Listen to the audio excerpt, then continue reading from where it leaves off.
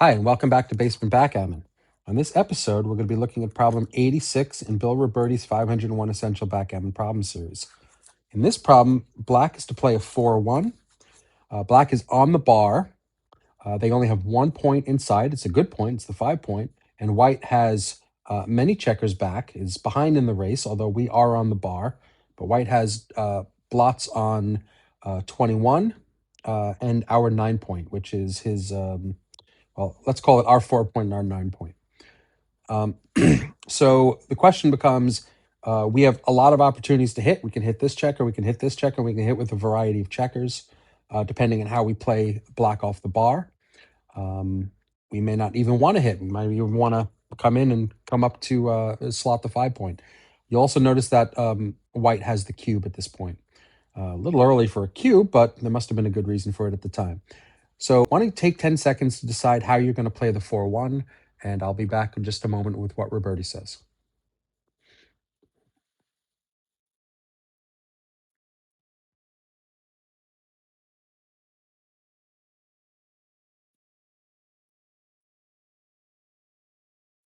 Okay, and we're back. So Robertie's play is bar 21, play the 4 off the bar, and 5-4 hit. Let's figure out why Robertie hit this one rather than hitting this one. Okay, let's bring it back to the original position, and we'll go over what Robertie said. Bar 24, 13-9, this one, bar 24, 13-9, is the safest hit and might look automatic, but be careful. There are some downsides to this play. The back checkers are stuck on the 24 point, the midpoint is stripped, and white is ready to anchor on the 21 point if he can't hit back. A positionally superior play is, where were we? We were over here. Let's go back to original. Is bar 21, 5-4. Because the back checkers get moving, the midpoint keeps a spare, and white is in very hot water if he can't hit back right away. Look at all the features of the position before deciding on your move.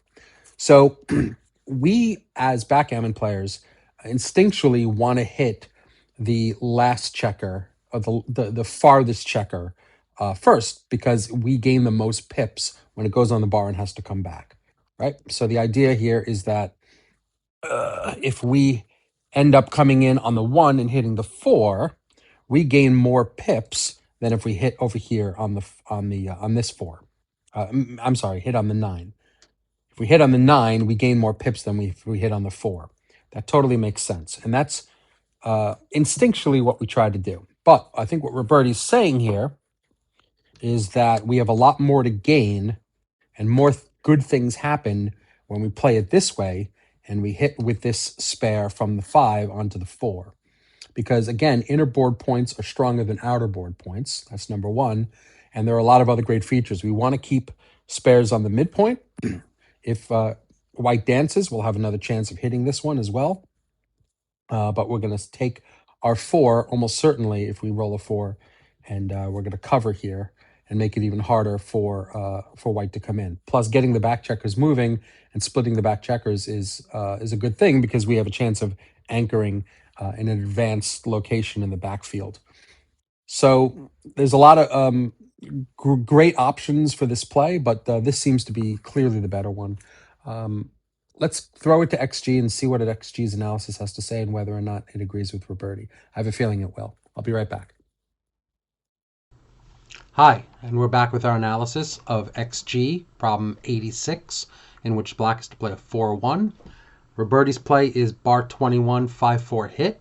Let's see what XG has to say. XG agrees, and XG agrees by not a huge difference between hitting the 5-4, between hitting the 9 point. That would be the instinctual play is to hitting the 9 point, but hitting the 4 point is a 1.3% slightly better move. The other option, which is to come bar to 24 and then hit from 8 to 4, is 1.7% equity loss. So not a huge blunder to play any of the ways that you're used to. But for the reasons we had discussed, moving the back checkers, splitting them in order to try to make an advanced point advanced anchor on 20 or 18, or to run even, it is clearly a slightly better option and should be considered. So keep that in mind for these particular situations, to hit on the inner board rather than the outer board when it warrants it.